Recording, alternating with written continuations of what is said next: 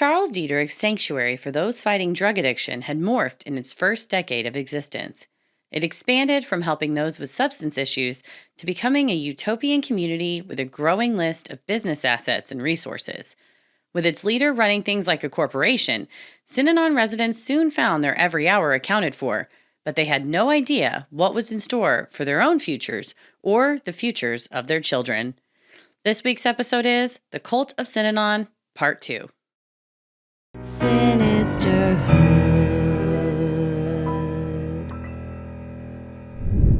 Well, it's Part 2. We're back with Chucky D. If you thought things were starting to get a little bad last time, well, like with any cults, once you start to unravel the little thread, it all just kind of comes apart pretty quickly after that. Oh, yeah. Well, it's, anything that's tax-free, you start to go, we're getting a lot of money and we don't have to pay taxes on it. I've been meaning to talk to you about something. Oh, what? We start the church? Church of Sinisterhood. Now, we don't have to pay taxes anymore. All of our research, I feel like we've already got a lot of followers. Yeah. Shout out to everybody. Y'all want to be a part of this? Let us know. It sounds like it's a Michael Scott bankruptcy situation where you sort of declare it. It's funny, though, because this was back in the 70s. And as you all listen to this, see if you start to see some Jeff Divine Twin Flames parallels that start cropping up. Because my mom always says, ain't nothing new under the sun. Like, you think... We go, what were they doing back then with all this? But I bet if we dug back in the 30s or the 1860s or the 1820s, there was probably people who start like Urantia. Like I don't love, but it's fascinating that as we cover these groups, you start to see parallels and you're like, oh, it's just the same shit, different day. But I mean, nevertheless, heinously damaging. One might liken it to just religion, which has been around for a real long time. Or even the zeros. I don't think we got to go to Urantia to see parallels of a group with a leader, and everyone idolizes that leader and pays their dues and lives under their rule and reign. It's kind of how things have always gone. Just some are more out there than others, and some are more accepted just because that's what's been around the longest and what everybody's grown up on. But longevity. When you break it all down, they all stem from the same kind of ideologies. And it's always a human at the bottom of it that's like taken and bastardized. Whether in this case, a wonderful belief system of self-sufficiency taken from Ralph Waldo Emerson and Henry David Thoreau. And there's always a fucking guy. And this fucking guy is Charles Dederich. Yep, there's always a guy. Well, sometimes a lady. We've had another god. We've had Linda. Linda. I was going to call her Barbara, and I was like, that doesn't seem right. Linda McGillis. Oh, man. She's something else, too. She's a Star Lord, but they're all the same. I mean, but when you look at it, like, they're all, they just have different words for the same things, and it's like Taco Bell. You got 5 ingredients and 700 menu items because you just pair them a little bit differently, and then you market it like, what are you talking about? The cheesy 5-layer burrito is completely different than the gordita. I'm going to get notes from Tommy on this because that was just off the top of my head. And he'd just be like, by the way, gordita supremes have nothing to do with big burritos. But my point is they're all the same. They just, they market them a little bit differently depending on the demographic they're trying to attract.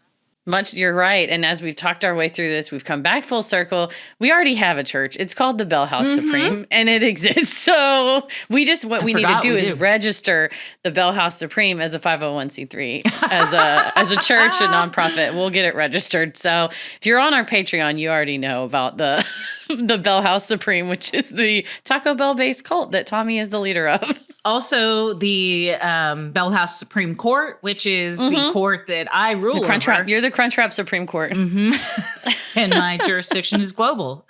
So between all of this, how are we not already a religion tax exempt organization? Yeah.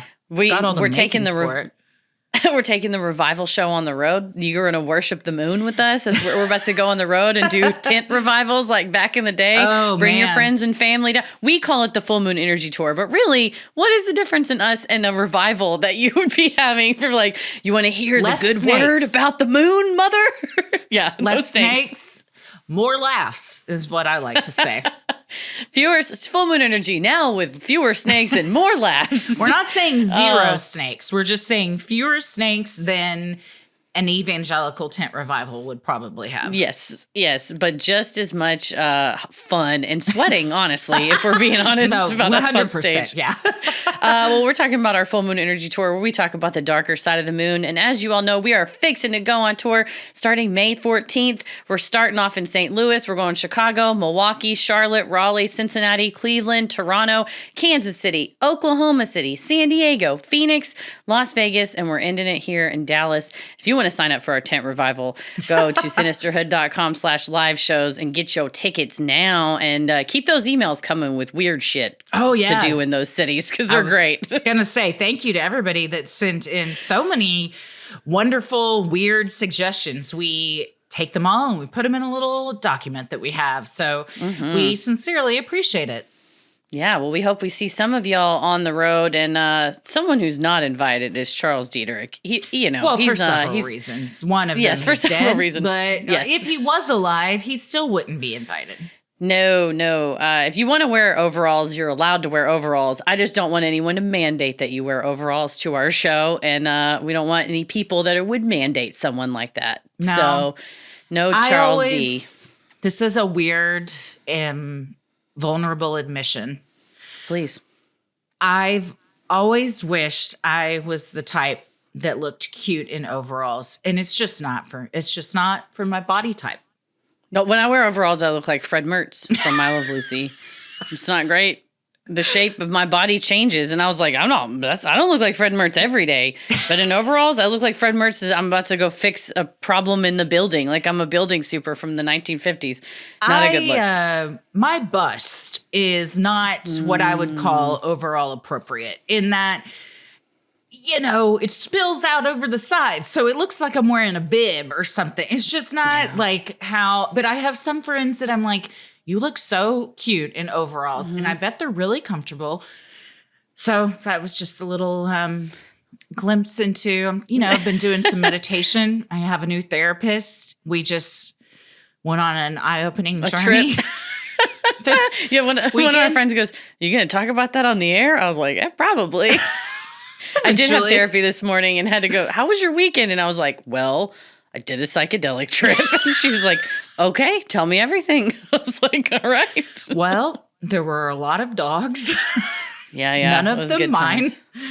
But yeah, it was, we'll talk about that. Maybe more on Patreon. I don't know if it's Y'all are going to hit us on the 420 stream. We're having a live Q&A on 420 at 2 p.m. Central. So come to that. We'll give you a whole breakdown of our... We'll talk about it. Including That'll be a good place to talk about the 9 chickens that showed up towards the end there. So 420 Saturday at 2 p.m. Central. Come on Patreon, patreon.com/sinister and join the live stream, and we'll give you the breakdown of our psychedelic trip. And before you say...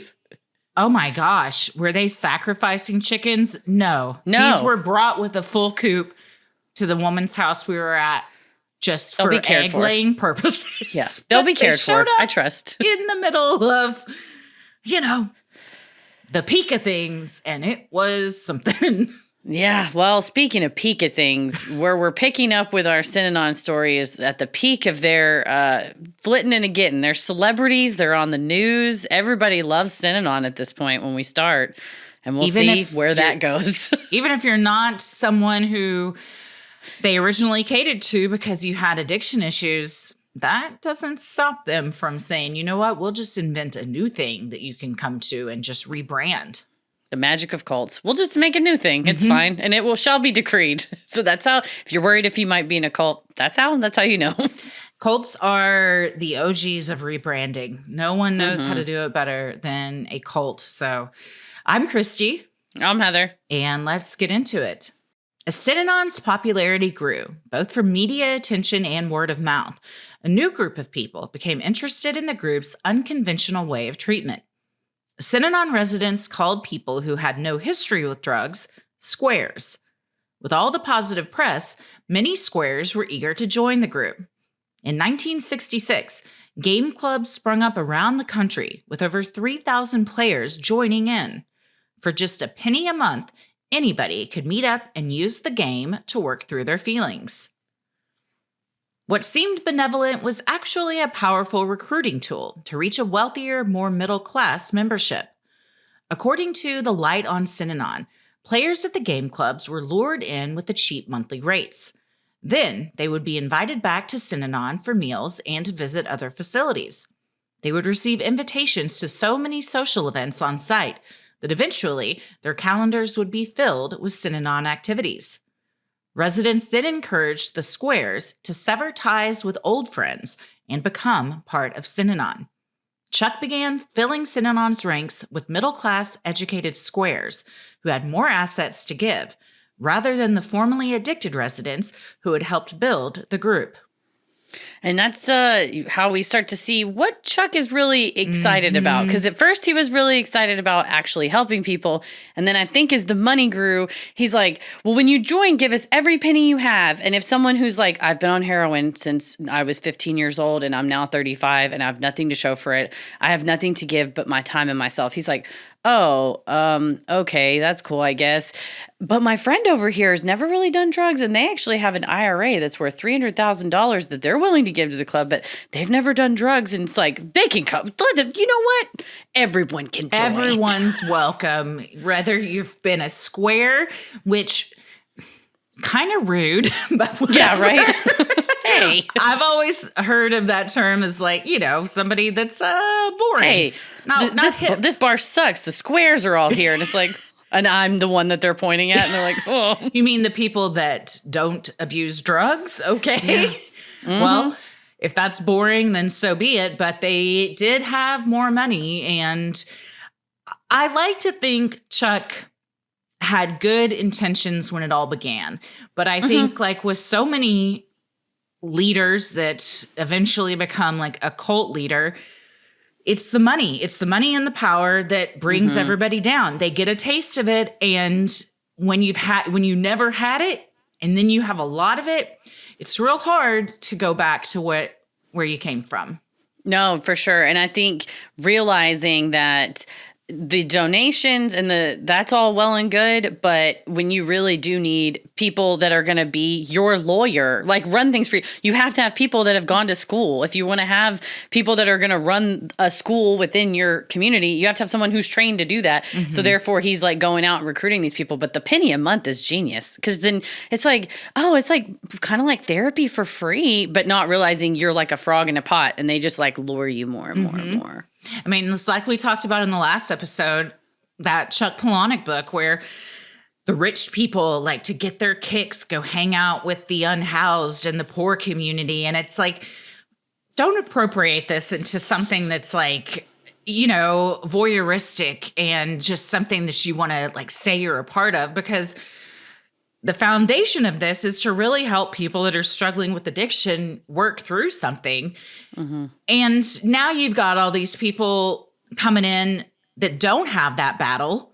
And so when you've got a room full of like people that are struggling with heinous addiction, and then people that are just there because they want to yell at people and get out some feelings, that creates a totally different dynamic, because you can't relate now like you could to everyone before. Yeah, and you're right, because his whole purpose at the beginning was that it is, he said, addicts helping addicts. People who have been there who can help you detox or whatever. But if it's just someone who is like, oh, I've never done that, I don't really know how to help, then it's like, well, now we're all just like screaming at each other without like an underlying purpose other than this like emotional catharsis. You're right. Which in that case, and just like we said in the last one too, like it's kind of like Fight Club, but with words. I think if you want to have like this squares thing, it's got to be its own thing. Yeah. So you got the square group, and then you've got the original resident group. So they still feel like it's a safe space for them and not all these like outsiders that they haven't bonded with and gone through these things with now just kind of come in and steamroll it. No, I think you're right, though, that he liked the power to run all of it and was like, everybody in one bucket, it doesn't matter, shut up. Because really, we start to see the purpose is not really to heal anybody, but to make money. Line the pockets, yeah. Not wanting the residents to leave the facility and lose out on his free labor, Chuck invited them to bring their children to live with the group as well. In 1966, 2 residents, Al and Nina Bowman, opened the first Synanon school in a house just down the beach from the Santa Monica Armory.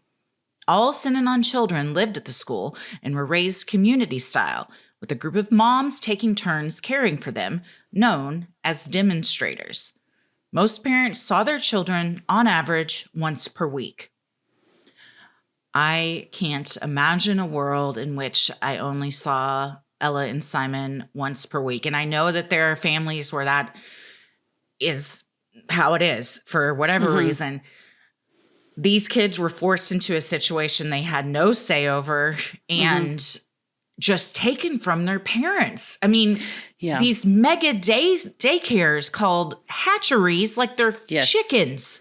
Yeah, they called them the hatchery. Chuck said parents are really responsible for trauma that gets inflicted on kids. So parents should not be around their kids. They should be raised together communally.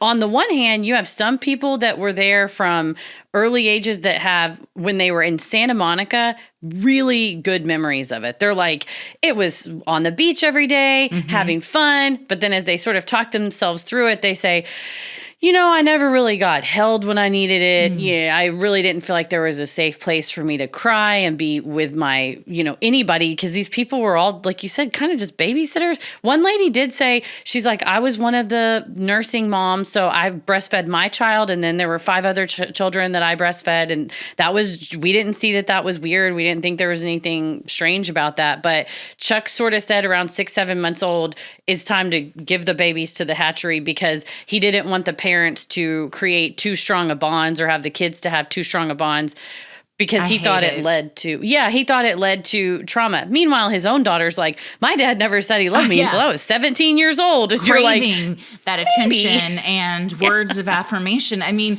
that's something that children need. It's not just like they want it and they're being babies and literal babies crying. Like they have to learn how to self-soothe and be cared for. And like, there's studies that show like babies that aren't held and are rejected, like just the damage that does emotionally to them as they grow older and how they are able to handle emotions and interact with others. It's just, he doesn't know what the fuck he's talking about. And this, I already didn't like the guy. And now like, that when anybody brings kids into the picture, I immediately am like, just fuck you. Like, you don't know what you're talking about. If you want to fuck your own life up or make this decision to go into this treatment center, that's cool. But when you involve a minor who has no say over it, and yes, I think that for a lot of them, it was great. On the other hand, you're leaving your 7th-month-old with someone who may or may not be currently using heroin and just saying, okay, I hope this goes well and bouncing. Yeah, the video footage, they would take videos and take photos of the kids to send to the parents. Because the other thing was the parents would get assigned to a Synanon facility at another location and couldn't say no. So your kid's going to the school in Santa Monica, you will be working at the Detroit location. And you're like, oh, so then they would send pictures and videos. And so you have footage of them saying, wave at the camera. Your mommy and daddy can see that you're growing up. Wave at the camera. So I think for some of them, it probably is coping to be now older and go, we had a great time in Santa Monica. They were later shifted, which we'll get to later, to another location where things were not even close to as great. But it still has that damaging effect of being separated. But Chuck thought it was a huge success because they would test the kids' IQ. And the children at Synanon had demonstrably higher IQ than kids in regular public schools. The Synanon kids were, when they were not playing the game, were being taught like Montessori style. It was like kid-led learning. When the kids showed interest in a piano, they would teach them piano. They would also have them do strange hours-long in studies, they called them, where they would say, okay, how does chalk stay on a blackboard? Work together and figure it out. So then they're like figuring out, okay, what's chalk made of? What's a blackboard made? So that part, I got no problem with that. They should go home to their parents at the end of the night, though. And be loved and have a safe place to land. And if they want to cry. It's not just IQ. Yeah. If they want to cry, they're not shamed for that. Closed in a room. Yeah. And they're not screamed at by their peers, like horrible things. I mean, none of that is something that I agree with. And it honestly gives Scientology. Yeah. Like the whole like separating from your parents and you should each like be your own person. And it's like, there's a time for that. But like when they're little babies, that's the time to nurture them and their kids. And they got to learn like how to navigate the world successfully. And if their parents aren't equipped to do that, okay, great. Somebody else steps in. But when the methods are very controversial and confrontational, that's where I start to have a lot of problems with it. Yeah. And you're right. And none of the things that you just listed, none of that's measured with IQ. But for him, he was all about productivity. Oh, we're making really smart people who would be really good workers when they grow up and they can work for Synanon Industries. This is great. They're all so smart. Meanwhile, the kids are like, can I get a fucking hug? Yeah. Yeah. I mean, many say that emotional intelligence is much more important than your IQ. It's your success in life. At the peak of Synanon, 250 children called the organization's dormitories home, some as young as 6 months. Unfortunately for the kids, the crux of the Synanon schooling was the game. Played with just as much vitriol and intensity as with adults, kids playing the game were forced to yell, scream, swear, and berate one another until they were reduced to tears or plugging their ears to drown out the abusive language. Deborah Schwartz was just a baby when her parents, David and Janet Schwartz, joined Synanon. When Deborah was 6, her parents divorced due to the group's new rules on marriage. Chuck would later declare that married couples must break up and take new partners. Typically, most children Deborah's age would be upset about their parents splitting up. However, Deborah told the LA Times that she wasn't bothered. Oh, it didn't change my life. This sad reality stemmed from the fact that Synanon children rarely saw their parents. Still, Deborah told the LA Times that one of her most painful memories as a child at Synanon was longing for her parents after a demonstrator disciplined her.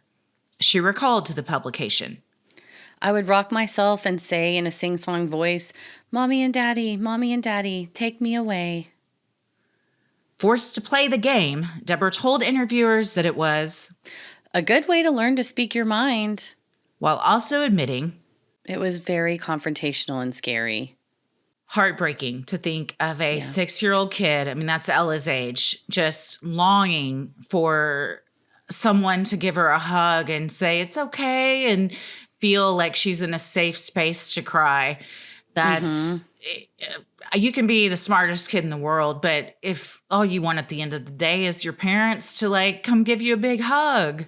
That's what one of the guys said in the Synanon Fix on HBO Max. He said, I just felt like there wasn't that home base, like where, you know, when you might be at a babysitter or playing, but you always know that's the person that always wants to hug you and will always be there for you. And this whole hatchery situation, every demonstrator in the world is not going to take that place of that parent, you know, that home base. So yeah, it's Deborah, this interview echoes what a lot of, I think, children that were raised in Synanon kind of say about it, which is like, to be fair, it wasn't all bad. I learned a few things. I don't know, but none of them were like, I wouldn't change a thing. Right. They're all like, well, these parts were okay. It was really heinous and horrible, and this part was terrible.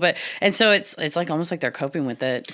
Yeah, and those are just the ones that have spoken about their experiences. I mean, 250 kids in a situation like that, the mind reels. I mean, I don't think any of us should be surprised to find out the most heinous of things had happened. Yeah. And I hope that it wasn't the norm for most of them. Yeah, I think for most of them at the hatchery in Santa Monica, aside from the disciplining and playing the game, there was not evidence of, no one's come out and said there were physical abuse. It was just isolation and the screaming at one another. Emotional, mental abuse. Yeah. Yeah. In 1968, Synanon expanded its property holdings in Marion County, California, seeking the space to build a larger, more communal living environment. At the same time, Chuck stopped the goal of graduation for members of the drug rehabilitation program. Instead, those who achieved sobriety were meant to stay with the group indefinitely in what Chuck called a lifetime rehabilitation program. In an interview for the book Licit and Illicit Drugs, Chuck later explained, "We once had the idea of graduate. This was a sop to social workers and professionals who wanted me to say we were producing graduates. I've always wanted to say to them, a person with this fatal disease will have to live here all of his life. I know damn well if they go out of Synanon, they are dead." That was the message Chuck pushed on the residents. If you leave Synanon, you will die. I think this is another reason he wants to form a religion, is so he can stop having people graduate. And now it's just a religion. So everyone kind of like, you don't graduate from a religion. You're just a member of the religion indefinitely. Exactly. There's not like, and I'm done now. I've learned and I can go out on my own, which is a very different thing from before when he called them the kids, and he and the other woman who acted like mom and dad, and they said, we want you to save up and get a car and get a place of your own. Yeah, by 1968, it was like, you want to leave here? You'll fucking die. Yeah. And that was the message I even got from like the movie, which made sense that post 1965, the squares are all wanting to join, because it does look like this big, beautiful family at the end. And pretty much the implicit message of that whole movie is you can't make it on your own. Mm-hmm. If you try to go out, you will relapse. You absolutely will die. And only Chuck can save you.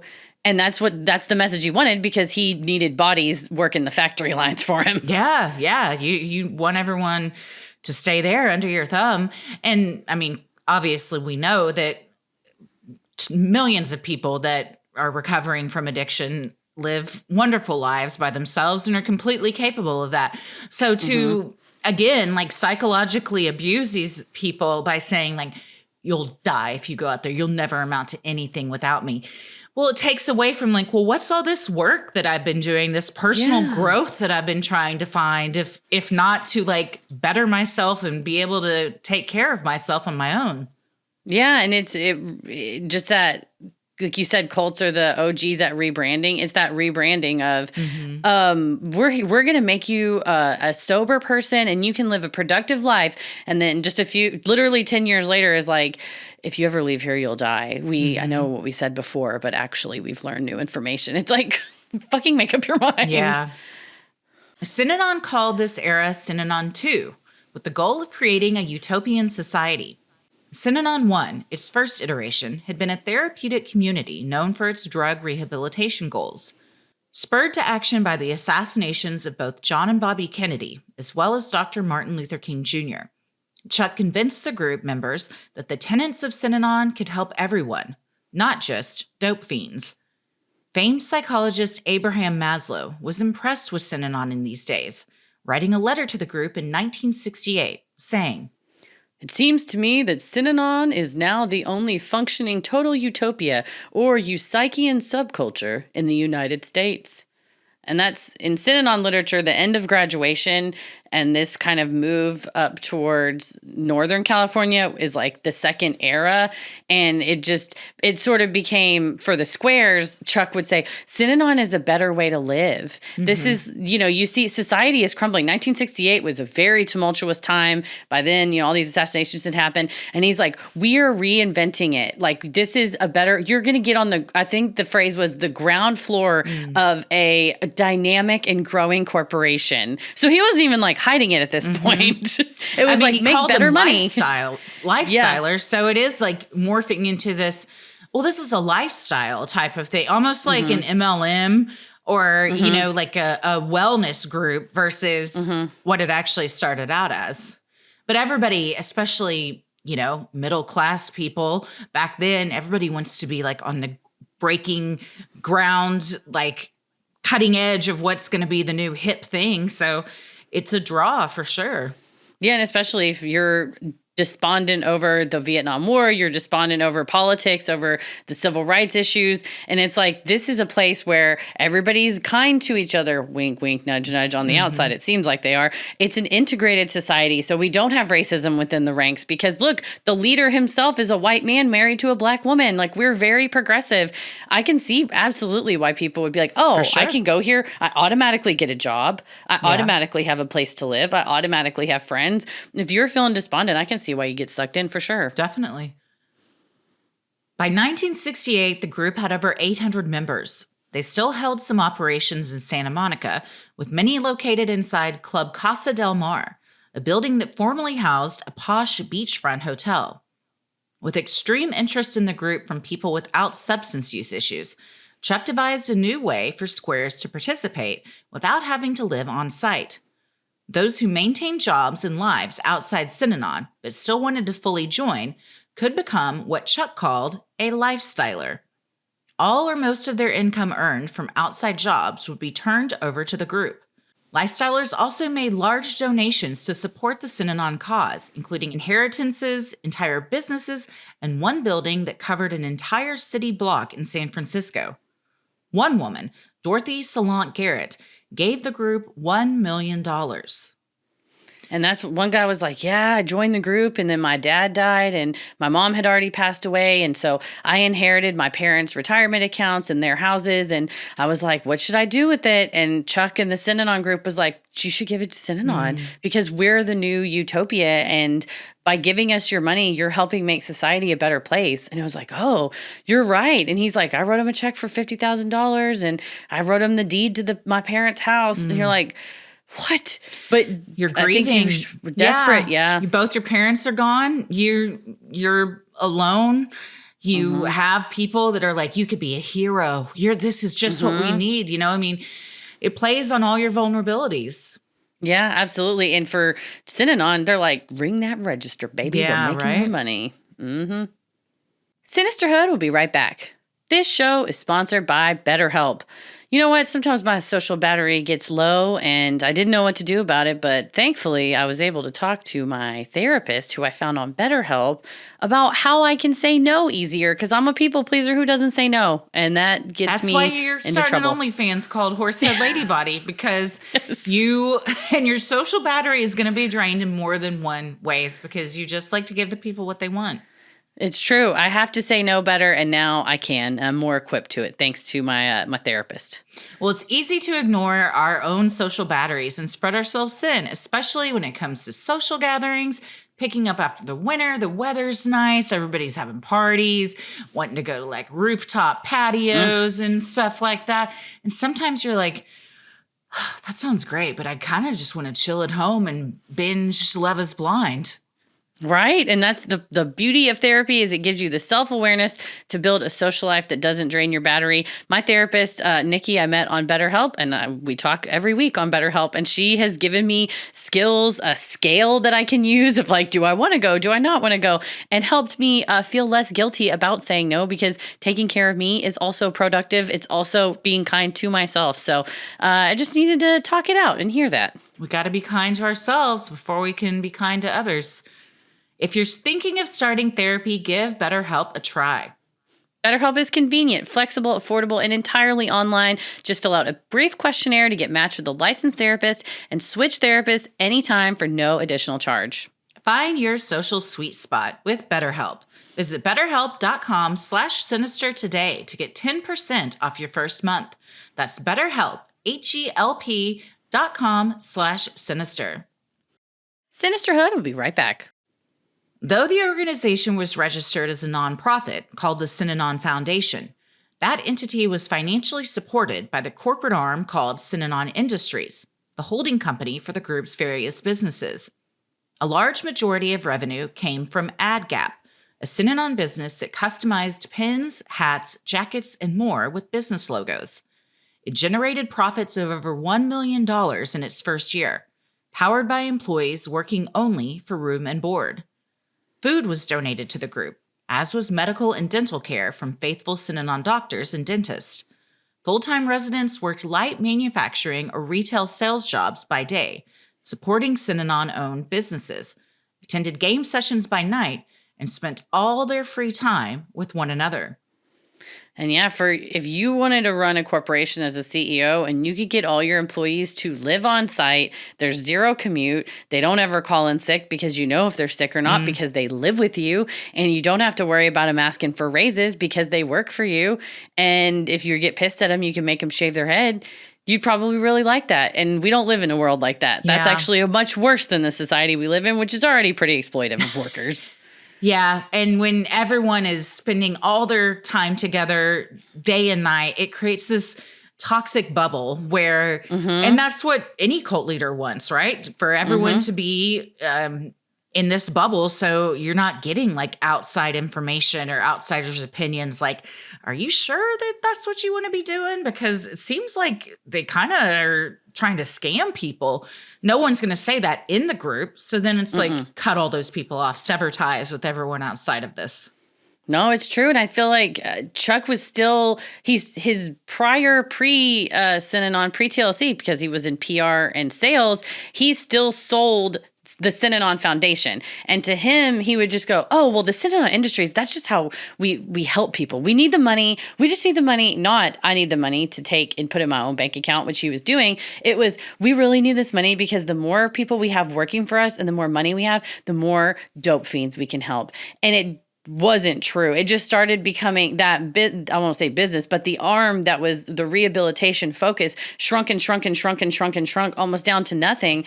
But he still publicly was promoting, the businesses, because they would have like CBS would come out and interview them and would want to do a walkthrough of the ad gap facilities of like, how are you making all these pins? And he's like, we have so many good workers and these people were living on the streets and now they have a job. And isn't Synanon great? So then you're running like a regular business, but then you're getting corporations to send you more money and random Joe Schmoes who are watching the news going, he is helping all those poor people on the streets. I'm going to send him some money too. Meanwhile, none of that money goes to the residents and the people that are working as far as a paycheck goes. Maybe they get better food, but I mean, their living conditions are still the same living conditions. So you're working harder, more money's coming in. In most jobs, that would mean, okay, then I get a raise so I can improve my own personal situation. And that wasn't the case. It was like, you're working for room and board. Well, okay, then where's all this money and donations going? If you're not paying the people that are working for you, you're just putting it in your own bank account. Yeah, he said, well, we have to expand. We have to buy more property. We have to buy, don't you think we need a helicopter so we can get around? And I need several boats. And it's like, okay, well, but he was good at selling and you really couldn't question him on account of his fucking terrible attitude, personality. He got into, question him. No, he was one of those people that you didn't want to get into it with because he was such a bulldog. Yeah. And so like abrasive that you just kind of like gave up because you didn't want to listen to him.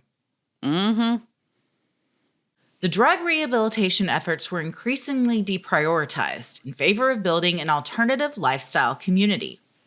However, they continued the drug treatment efforts to attract contributions and to maintain the group's tax-exempt charitable status. The so-called dope fiends became resentful of Chuck's attention on the new lifestylers. They confronted their savior at a game session in Santa Monica in 1968. On a recording of the meeting, Chuck can be heard calling those who helped him build his now empire lousy, rotten, filthy bums. You aren't worth anything. Those who came for their substance use issues were upset at Chuck's shifting priorities and began to leave, just before things turned violent. And I think he would really berate people that challenged him and really reward people that were like, yes, Chuck, you're right, Chuck. Everything's so great, Chuck. And those people would get maybe not financially rewarded, but get rewarded with like promotions. They get to be in charge of people. They get to be the ones running, events or whatever. The inner circle. You're just more liked by the leader. I mean, that's a good feeling for most people.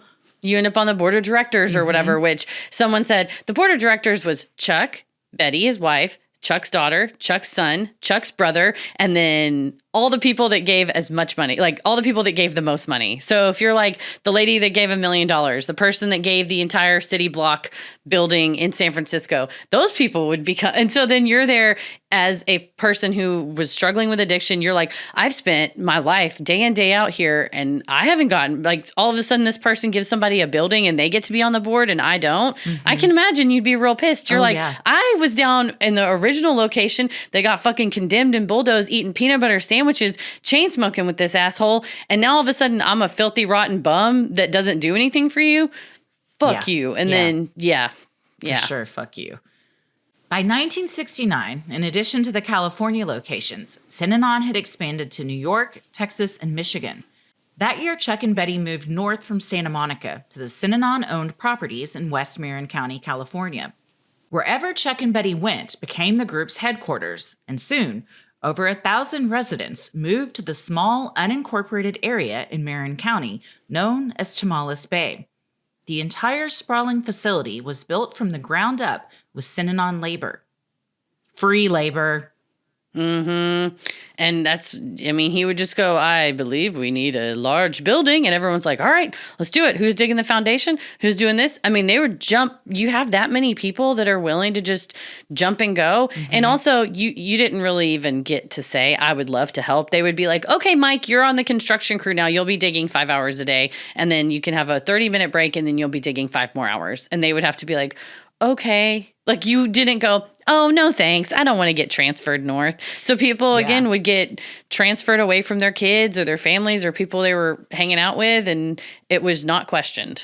And most of us, after work, get to go home and have a break from our coworkers and be with our family and be in our own, like, sanctuary and then kind of regroup and recharge for the next day of work. But these people had to go right back to and live with their boss essentially and all their coworkers. So any issues you had with anybody were constant. You never got a break from it. You know what I mean? And that would drive me bananas. I got to have a break from including everybody. I got to have my alone time. And that's just, I always have to like recharge, and like all of us nobody can be with somebody all the time. That would drive you bonkers. No, for sure. And especially then once you're living there. And then also it's not just, okay, well, it's like an apartment complex and we all have our own individual places. They had the smush room, which we weren't making that up. They called it the guest room. But then once they moved to West Marin, there was literally a woman. This is actually the same woman who was breastfeeding the children when she had her kid. She said her name's Elena Broslovsky. And she's like, yeah, I was the one that had the guest room book. And so the couples would have to come to me. So it's not just like there's a guest book and you sign in and you go in. You have to go to a lady that you work with and tell her, hello, I would please like to have sex with my husband, please. It's got a baby on each tit. Yeah, and she's like, hang on, hers. And she's like, hold on, let me see what openings we've got today. Yeah, like nothing's private. You have no privacy. And not even that Elena knew because you were signing the smush book. There was a chart on the wall. Oh, yikes. And you put a star whenever you smushed with your spouse and you got a smush star. And it was like not a competition, but married couples were encouraged to not a competition, utilize. But it is a competition. You know, even if it's just amongst each other, that kind of develops into a competition. When you can I always say, see how many times a week people are doing it. Yeah. Christ. And so she's like, they would try to get like the most stars up there because Chuck was like, you need to be having sex. Like it wasn't like free love. Everybody was fucking each other. But he also would just point to someone and go, hey, you two work well together. You should get married now. And the people are like, oh yeah, okay. I guess we'll get married. Like, oh, okay. Yeah. So now you're dictated. Everything's dictated. Everything is dictated. Yes. Synanon became the most financially successful of many communes that popped up in the 1970s, with its beautiful facilities and full residential spaces, including a dining room that fed all residents. The group owned real estate in Santa Monica, Marin County, Los Angeles, San Diego, San Francisco, Reno, Detroit, New York, and Puerto Rico.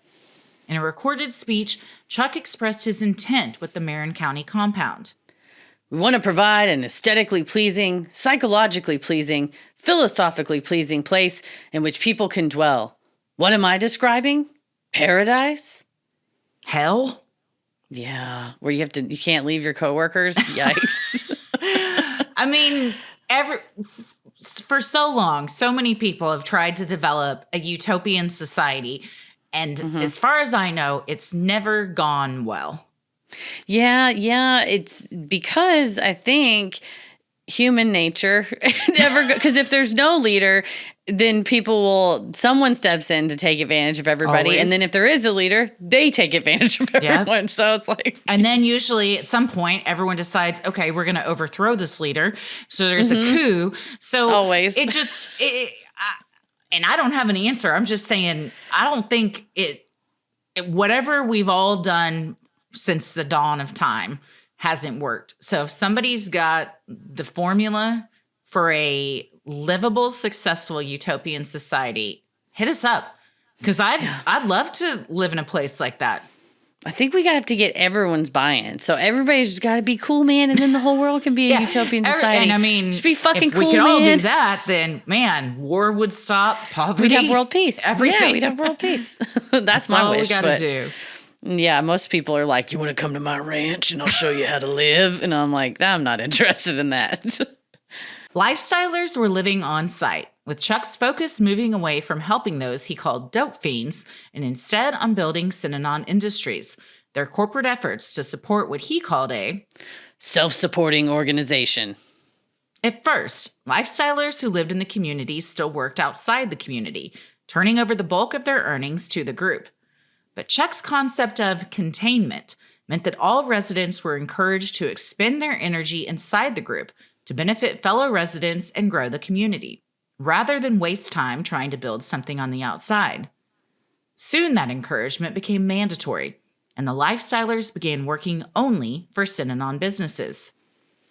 And that's what everybody that went from lifestyler to full-blown resident, which is there soon was nobody that wasn't living there. That was part of it. We're like, yeah, he would just be like, you work so hard. Don't you wish you were working hard for us? And like a lawyer who works at a law firm or the DA's office or whatever. It was like, well, we need a lawyer at Synanon. Like instead of us taking the money that you earned and then going and paying a different lawyer, wouldn't it just be better if all of your efforts were for us? And they're like, he just made it make sense. Yeah. And it was like, yeah, you're right. I shouldn't do that. It's very manipulative. And there's so much guilt tripping too that goes on with like, well, look at all this that we've done for you. I mean, wouldn't you want to do that for others? Well, then we really need your assistance as much as we can. Why are you giving those efforts away when the group has given you so much? Shouldn't you give everything to the group? And the people that didn't get kicked out for going, no, we're all like, yeah, of course, you're right. And it's that frog in a pot. Like they just thought, oh, well, this is going to be for the benefit of utopia here. And we're creating this. And soon Synanon will be so big, anybody can be part of it. And then the whole world will be free. So it was a little bit of that late 60s residual optimism, I think, too. Yeah. There's also just zero boundaries. I mean, like in anyone that tries to establish a boundary of like, no, I want to come here and like scream at people, but I'm going to go home to my family and work my regular job. It was like, well, that's not allowed. So it was either you're in or you're out. There was, you know, it was Chuck's way or the highway. Oh, yeah. Chuck also devised The Wire, the Synanon radio station available on special boxes that he distributed to all facilities around the country. Former resident Elena Broslovsky described the contents. They were these little boxes that were all over the place that you could turn on, get the news, and listen to games. It meant constant connections to every single facility, as the various facilities would chime in with updates from their states and cities. Most of the time, The Wire would play audio of Chuck, meaning his voice was piped in no matter where the residents were and no matter where Chuck was. He was constantly taped during lectures, during the game, and even while he was eating dinner. Workers would cut up the recordings and edit them into the hours of programming. Yeah, someone was like, he didn't really say like, okay, let's go have a meeting and we're going to sit down and ideate what's going to be the next plan. That he just wanted to be recorded constantly because he would just like go on a tangent and be like, did someone write that down? And if somebody had, and then he's like, damn it. So then it was just always recorded. And then it would be like, that would make a good lecture. Go back and cut that up. It's like a reality show before reality shows. Yeah, or like Prince. Prince, like, he had microphones in every room in his house because he would just start singing, and he didn't want to. His like pre-cell phone days, I guess. Like Taylor Swift just sings like a voice memo, but he didn't want to like miss out on a great idea, and so it was like cut it up into something. But it's a reality show that you get to control, and you're like, make me look really good, make everyone love me. Reminds me a lot of Jim Jones too, because his voice and his preachings were piped into. You know, the speakers at that compound were just constantly playing his voice. So you can't ever escape it. Again, like there's no respite where you can just be like, oh, a moment to myself or with my own thoughts. Like that didn't exist. No, you can't have that because you'd be like, a moment to myself. God, I'm glad I don't have to hear Chuck's stupid ass voice. He sucks at what he does anyway. I think I'm going to quit. It's like you can't even think that. You have to just keep listening. Also, can I just say, I'm such a right over the head when she said there were these little boxes that were all over the place and you could turn it on and listen to games. I was like, baseball games? Not baseball games. Honestly, it was Scream games. Yeah, at first I also thought games. And then I realized when we said he was constantly taped during lectures during the game that I was, no, he's just listening to other people scream at each other. You're not listening to the Ranger game. You're not listening to the Cowboys play. You're listening to people scream their assholes at each other. From all over. So you could be in San Francisco and it would be like, the game is beginning in Detroit. And then it would just be people that maybe you knew some, maybe you didn't, hollering their deep secrets and talking shit to each other. And for the person being yelled at, now not only are you on the hot seat for just the circle of people that are around you, it is for the 1,000 people, literally 1,500 people across the country now that are listening to a recording of talking shit to you about whatever your downfalls and failings are. So I would imagine the efficacy of the breakdown of the person's individuality and their own like self-respect and resilience and like anything that would help them to leave would be devastated even more because it's that many more people listening to you being shamed. And much like with social media today, it's real easy to forget that 1,500 people are listening to you and you're just focused on like the 20 people in the room. And then you say a bunch of stuff and realize, oh my God, so many people that I didn't think about heard that and have copies of that now and can share that information. And, you know, so like it's what you thought was sacred and private, at least within the confines of a room, has gone out the window. Yeah, exactly. Because it takes it from being just a little group therapy to now being like borderline entertainment. Yeah, for sure. Starting in 1970, Chuck's lectures shifted from philosophizing to mandating behaviors. The first edict seemed so outrageous it made headlines in the New York Times, which read, "Quitting smoking, hard for addicts," and quoted one Synanon resident saying, "It was much easier to quit heroin than cigarettes."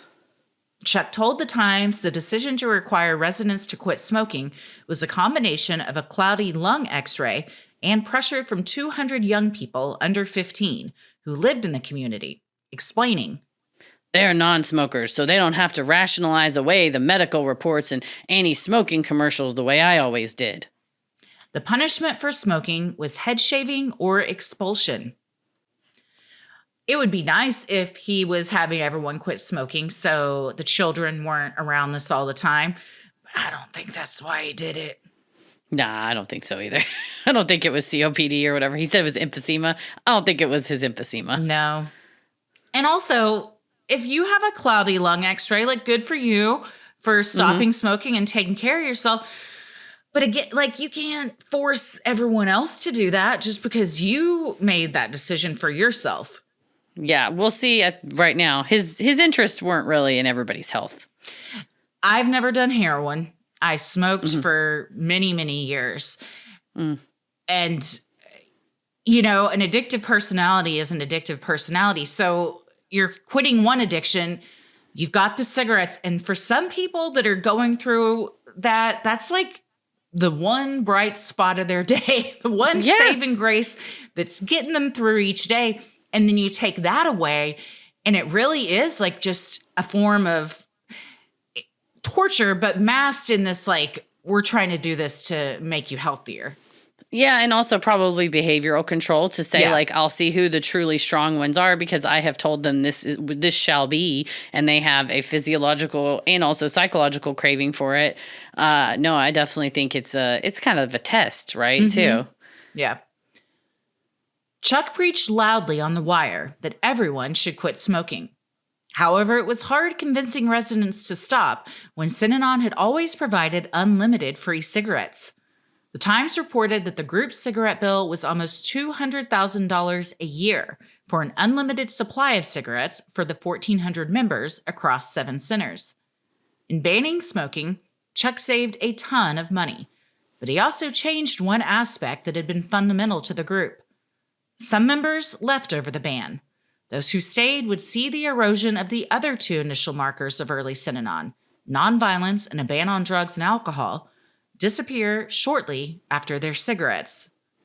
And that's what even in the Synanon movie, the fake Chuck is like one of his very first lines is, we drink a hell of a lot of coffee and we smoke a hell of a lot of cigarettes, but we care about each other and this works. And like the person comes to the Synanon boarding house and she's like, oh, there's coffee over there. There's cigarettes over there, whatever you want. So it was this trifecta of like unlimited cigarettes, nonviolence, and nobody does any drugs or alcohol. And suddenly he's like, these cigarettes are costing me a fucking arm and a leg. Shut it down. Like, shut it down. And I think that's why I think he banned it. I think there was a fiscal reason for most of the decisions that he made. For sure. I read that he was a 3-pack a day smoker, which, I mean, I believe it because all the footage, they are all never without a cigarette in their hand. I mean, it's, just put one out, immediately light another one. If you want to say, I'm not going to supply them anymore, okay. But to outright ban them entirely is wild. Yeah, I think it's probably a twofer. Like he saves $200,000 a year, and then also he's tests the water of how much can I control these people's behaviors before they'll get fed the fuck up and leave. Yeah. The punishment for breaking Chuck's rules centered around public humiliation. Deborah Schwartz spoke with the LA Times about the group's abusive tactics. Your head was shaved and you were told to shut up and made to wear a cardboard sign around your neck that said something degrading like, I am an idiot. Head shaving also became a way to haze new members. So now we're seeing it's not like the therapeutic community where only the screaming and mean things happen during the game, but the rest of the time it's very collegial. Now it's like, you shall be punished. Also, just a fun fact, because so many of them had their head shaved, a lot of them were extras in a sci-fi film that George Lucas made back then. I think it was called THX 1388 or something. Yeah. Because it's this dystopian sci-fi and they all look like that's where they would belong. Yeah. The head shaving, I think we're going to get more into part 2 when it sort of becomes a marker of the group. But in the early days before that, it was a punishment. At the same time, in 1972, the Michigan legislature paid $300,000 to the group to take in multiple juvenile offenders in its West Marion location. They were classified as, quote, juvenile delinquents by the system, either for crimes or drugs. While the facilities were not open to state health inspectors, the California juvenile system and parents themselves sent dozens of kids to Synanon for treatment. Made up of youths who had already been sent to Synanon, the so-called Punk Squad took in the new young residents. While the kids and their parents were sold on promises of horseback rides and crafts, instead, the children as young as 9 years old were subjected to military-like treatment, physical abuse, and forced labor, eventually becoming the part-time maintenance crew for the facility. Yeah, I think Chuck started to say, we're going to have to make some kind of money off of this if we're going to have kids around here. And because they had a location in Detroit, the Michigan legislature was like, oh, this guy came and spoke to us and told us that, he does these like therapeutic things. And the same therapies that help people with substance use issues can help these juveniles with substance problems or with truancy issues. And these brochures are so lovely. And look, they're painting and they're doing crafts. And like in reality, he was like, we got to get a flower bed around this. there's like 53 buildings out there that need flower beds. So get a shovel and start digging, kid. And it's like, oh, I thought I was here to be reformed. It was like, no, you're here to work. And if you don't work, we're literally kick you in the ribs. The teen camps that still exist that are a complete nightmare and are horribly abusive. And they took all of Chuck's ideas from Synanon, from the Synanon school, and we'll get to this more in part 3, and that's where they invented teen camps. Starting in the 1970s, disgruntled former members began speaking out against Synanon, alleging physical and emotional abuse within the community. One story published by the San Francisco Examiner in January of 1972 called it the racket of the century. This was the first public criticism of Synanon, and Chuck did not take kindly to it. The group sued, but the damage was done. With increasing national negative press, more lawsuits followed, and the cracks in Synanon's foundation began to spread. They said that because up until this article, every bit of coverage of Synanon was done with Chuck's participation. He talked to him. They did interviews. It was always a very sunny, this is the man that's going to save the world. Even the school, he would, because the kids were disenfranchised, they couldn't go give interviews. So he would be like, the school and if you send your kids here, they're going to learn so much. Their IQs are going to be so much brighter. But the San Francisco Examiner did real journalism, and he was so pissed, he sued them, and it got settled for $600,000. And this lawsuit really is what created the internal Synanon law firm. Like, it was the law firm within the group. It was a few actual lawyers who had gone to law school, but then those attorneys began training members to be legal secretaries or to study and perhaps take the bar themselves, because Chuck didn't want to have to spend money on lawyers. So he's like, we need people in-house. But he took that $600,000. He took $300,000 for himself. And then the other $300,000, he took it, and the 30 people who had been in Synanon the longest, he gave them $10,000 each as like a thank you for staying around. And I guess to show people, like, look, this, which was the largest libel settlement of all time at the time. It was in the Guinness Book of World Records. He was showing, like, look, I'm spreading the wealth. Like, bitch, you took 50% for yourself. Yeah. Yeah. With pressure mounting, Synanon sought official religious status in 1974, a move seen by some as a tactic to gain legal protections. By then, 1,800 people were living on Synanon properties, with centers located in New York, Connecticut, Illinois, and Michigan. The group also owned property in Santa Monica and Oakland, including a 1,878-acre ranch in Marin County. In total, Synanon held assets worth $20 million. But by the mid-1970s, Chuck began calling for a new religious posture that was more violent.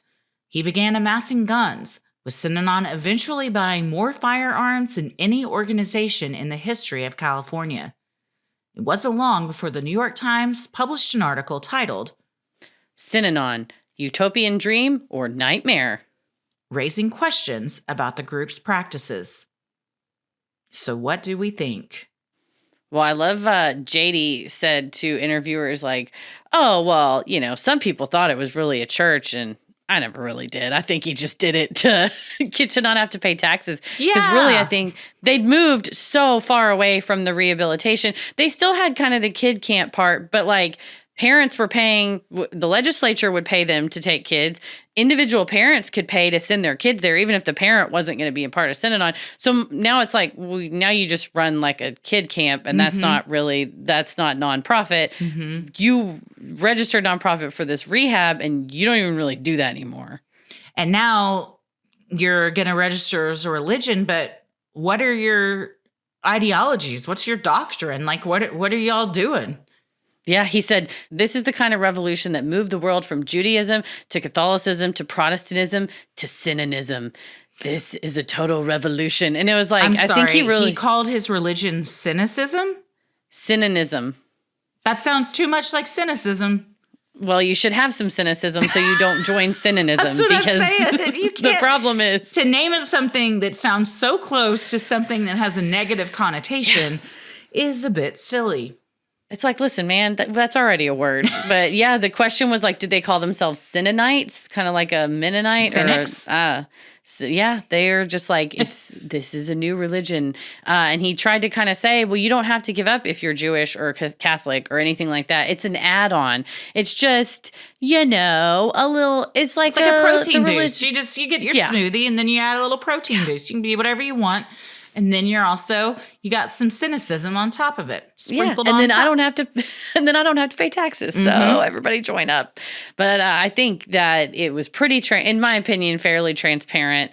But this is just and that's what they call Synanon 3, which is episode 3 will be about, as we'll move into that and what happens after it becomes a religion. But this whole utopian society, I think it's only really utopian if you're in charge of it, it sounds like. Yeah, if you're the leader or you have donated a ton of money and are on the good list in the inner circle. For everyone else, it sounds like you're working your ass off for the bare minimum. Yeah, and I mean, he in later court documents, he acknowledged this time during the late 1960s, early 1970s, when they were really blowing and going with the assets and the businesses. They had a bunch of gas stations. They had entire businesses would get donated to Synanon, and then that person would obviously join the board of directors. But that's a whole other going concern and operation that then he can staff out with Synanon residents. And it was this huge conglomeration of businesses. He acknowledged that his family got a couple $1,000,000. Like it wasn't like, oh, I'm going to live amongst you all and we're going to have, like we had with our peanut butter sandwiches. People lived in the dorms. The people ate the food from the cafeteria. Chuck was not doing that. He kept the money. He kept, like I said, half of that settlement. And I think it was just like, for him, he got to be a CEO of a business that he built, which is fine, unless the business is built on coerced, forced labor and fraud, which is what I think we're seeing here, just under the guise of a utopia. Truly. Yeah. What started out perhaps with good intentions quickly became just something filled with greed and power. And he, like you said, transparent. It seems so transparent that it's almost, I have like secondhand embarrassment for him that he thinks he's pulling one over on everybody, because it's like, dude, everybody sees what you're doing here. Yeah, but it's wild how effective his marketing and PR was, especially up until that San Francisco Examiner article. How progressive and positive he seemed, especially with regards to education, because around the late 1960s, there was a big push against public education. Parents saw it as stifling. They thought it was kind of outdated, outmoded. And the ideas of things like Montessori school, which is a great thing. Your kid goes to Montessori school. That's great. Well, when he's like, it's sort of like a Montessori school, but it's free. All you have to do is kind of come work here too. That, as a middle-class parent, one of the dads got interviewed and was like, my wife was fine with it. And I was like, I don't want to be away from the kids. I don't think it's right that we're away from the kids. And she was like, you just need to trust this man as a genius. And he had built such a reputation from 1958 to 1968 being like heralded as a revolution. Abraham Maslow's writing him a letter saying like, you are the Eutychian utopia that we all wanted. So people that would otherwise be hard to recruit are very willing to hand their children over because the messaging was so powerful. And not only that, he had traditional media backing him, because nobody was really digging into nothing until these folks in at the San Francisco Chronicle. And in part 3, we'll talk about this little bitty tiny newspaper that made a real big splash on the whole story. And much like everything, it's journalists that kicked the door open. For real. And much like so many things, he might be a genius to these parents and stuff, but these kids that are just shipped off to these things that have no say in it whatsoever. And then there's nobody checking into this. They're just failed by so many systems, because no one man should be allowed to run this teen boot camp with the punk squad that he called them and make them work and have them participating in the game. And there's no regulations over it. No. And the kids that came out of it it's the things you would expect of I said no and I was hit or whatever, things like that, where when the parents read the brochures, they don't think that, oh, my kid's actually never going to get to do any of this stuff. It's all going to just be whatever can help Chuck, which he's like, we need people to mow lawns. Kids can mow lawns. Let them do that. And it wasn't, this will be good for them because they're tending a garden. It was just like, well, I don't know. The legislator gave us a couple $100,000. Like, let's go have him do it. I don't think he gave a shit about kids. He didn't like them kids. He didn't like his own kids. He wasn't around them. Yeah, he wasn't around his own kids. Didn't tell his own kids he loved them. Yeah, and he also was barely around them. JD had to join the whole group to even like get some time with their dad. And like be around him. Yeah, for sure. And so I think and it's much like anything, he doesn't take responsibility. And when the shit hits the fan, he doesn't even come to the aid of his own family. It's all about Chuck. And so we'll see in part 3, it gets to be really, really, really all about Chuck to where blood is drawn. Blood is drawn. Well, tune in next week for the I don't know if it's an exciting conclusion, but it's a roller coaster. It's a roller coaster conclusion. Unexpected things. There's a book I got that I can't recall what it's called, but it's this Synanon, kind of an overview book. Oh, it's called The Rise and Fall of Synanon, a California Utopia. And when you read it, you're kind of like, who is this guy? What's your relationship to the group? I have one book that's by one of the journalists that blew the lid off, one book that's by a lawyer that represented a lot of people. This one, I was like, the guy goes, this was a great group, though there were times when things did get a bit crazy. Just remember that quote as you listen for next time. See if you would describe what we're going to talk about in part 3 as a bit crazy. This, I would probably use stronger words to describe what happened So here. would the enforcement authorities of the government and the federal authorities would too. So, well, stay tuned for things to get a little bit crazy in part 3. As always, the devil rules the airwaves. Keep it creepy. This episode of Sinisterhood is made possible with the help of our amazing patrons. If you're interested in supporting the show, consider joining our Patreon. You'll get access to ad-free regular episodes, weekly bonus content, you're able to vote on episode topics, join our monthly live streams, and more. Keep it creepy. Mwahaha.